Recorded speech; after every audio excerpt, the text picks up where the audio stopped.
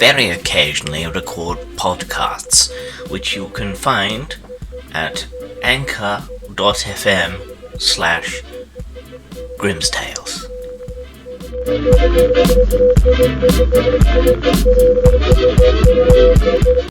I know, 2 videos in one day, you lucky people.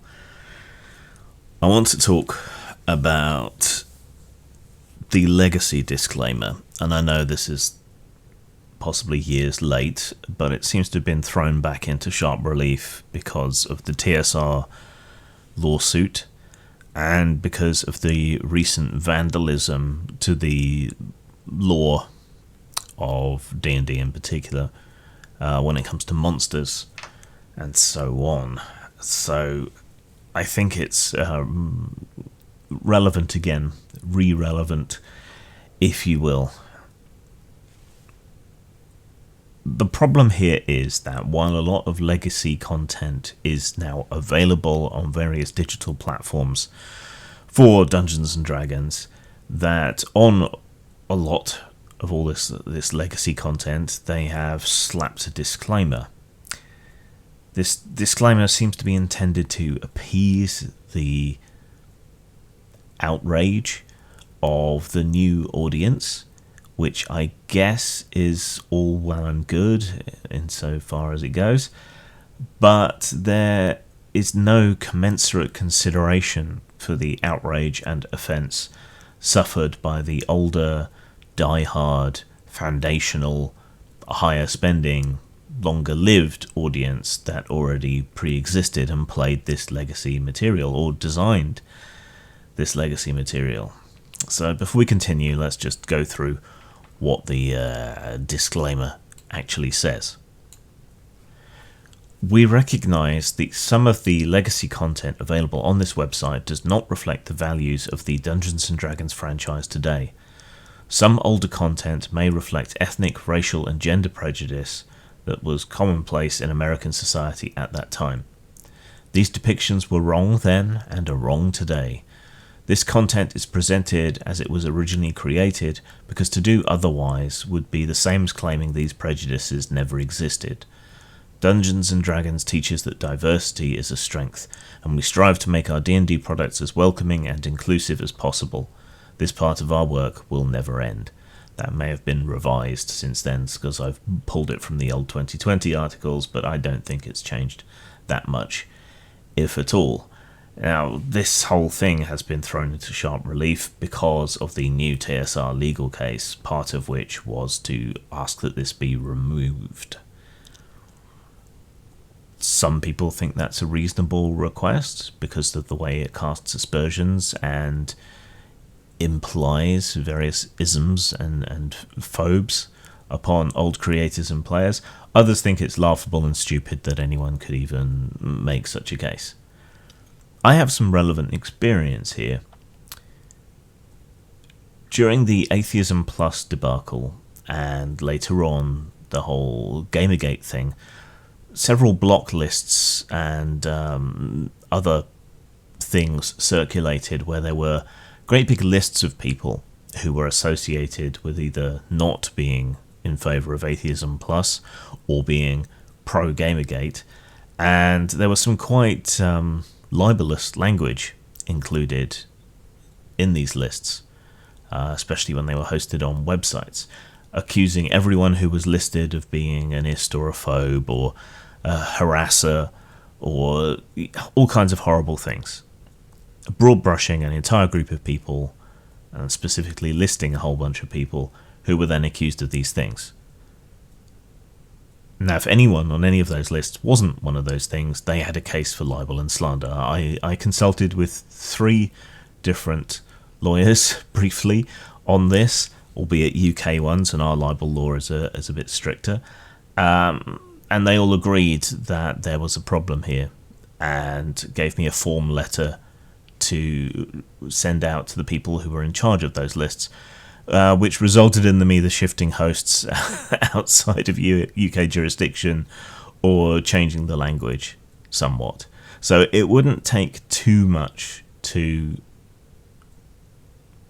assuage the problems that this quote disclaimer unquote has created, it wouldn't take a huge amount to change the language slightly, to shift the emphasis of not exactly blame, but responsibility for offence away from the people who created the content and the people who played it, and onto the people who are taking offence.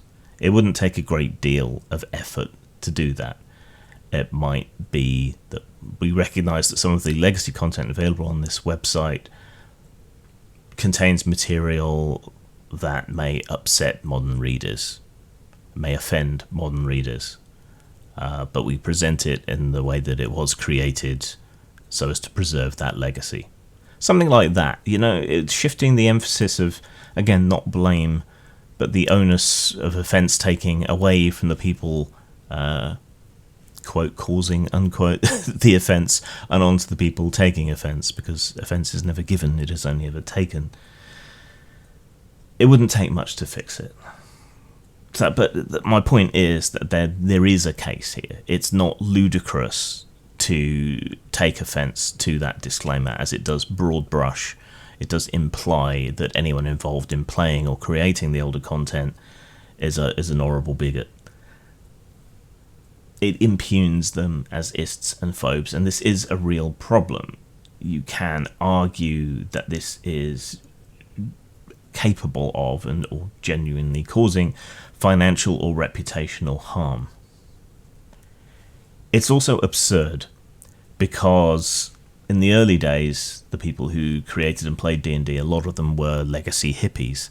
A lot of them were university students at places like Berkeley, where progressivism and free speech, reigned supreme. And throughout the role-playing game community, overall, I think it was arguably much more progressive than the community is today. There was a lot less censorship. Arguments were not so much about content or whether it was offensive or not. Free expression, artistic expression, particularly in the 90s, was held at an upper level, and the people who were involved were, as I said, a lot of them were legacy hippies with very, very progressive ideas, and the community was extremely progressive. Now it's extremely regressive, it's extremely repressive. Censorship and opprobrium are everywhere, and mostly coming from people who are self-styling themselves as progressive while being anything but. So it's an absurd claim in the first place. But if you go looking for trouble, you are, of course, always going to find it. Pareidolia is a thing. Many of the people involved in the creation of this legacy content are still working. Many others are retired, but this is an industry with low pay, unreliable employment, and no real retirement plan. People create role-playing games primarily because they love to do so. A lot of the older creators are getting ill or falling into geriatric poverty, and there are treatments that they need, there are medications that they need, but there is no real retirement plan in the industry. A lot of them are very, very hard up, and so a lot of them are trying to raise money. So far as I'm aware, we don't yet have a charity in the role-playing industry to help provide money for medical expenses and so on for retired older creators in a way that they do in the comic book industry and a few others. That would be maybe something that we should look into, something that the RPGA could look into perhaps, if they even still exist. But imagine you are a legacy creator, you're getting into your 80s, you've got all kinds of medical problems, maybe you're wheelchair bound or something, and you really, really need help to ease you through your last few years, get you that medical treatment you need for quality of life and so on. You're trying to raise money, but people have the impression of you from the works that you were involved in and the disclaimers that are in it that you're somehow an ist and a phobe. It's going to be a lot harder to raise money for that essential medical treatment. It's going to be a lot harder to find work as a creator if you're still hale and hearty and still willing to work or wanting to work with that kind of thing hanging over you. That shows how this kind of implicit accusation can cause real harm, and it's not entirely a hypothetical. There are elders within the industry who are having hard times, and yet their lives have been made profoundly more difficult by fuck it, I'm going to name people for once, but by people like Jessica Price, who is a serial offender when it comes to this kind of thing, the screeching, groundless outrage at people, causing them no end of problems. And she does it again and again and again and keeps getting away with it, and she's not the only one. So my point is, bringing this all back around, the older content is not ist or phobic for the vast and overwhelming majority of that content. There's an analogy I like to use here when people claim that things were terrible and awful, way back in the day. One person loudly opening their sweet packets or having a conversation with the person next to them, or God forbid on a phone, in a cinema, can ruin that cinema experience for hundreds of other people. But that doesn't mean that that behaviour is endemic in the population of cinema goers. Your singular bad experience with one person at a convention does not taint the entire role-playing scene and mean it's completely full of ists and phobes and things. And you're priming yourself to find problems in older material doesn't mean that they're there. It's pareidolia. It's the number 23. It's seeing a face in the clouds. You go out looking for something, you're going to find it, whether it's there or not. And there is real harm and real damage that this kind of bullshit does to people. People to whom we in the role-playing community owe a fantastic amount. And it really wouldn't take much to remedy this. So stop laughing it off. Take it seriously. It is a problem. It shouldn't be laughed off. Zang. Pulp Nova is a collection of short stories in the old pulp style but with a modern twist. You should find something here you like, from western to mythos horror to science fiction. You can get Pulp Nova at Drive-Thru Fiction, on Amazon, or in hard copy from lulu.com.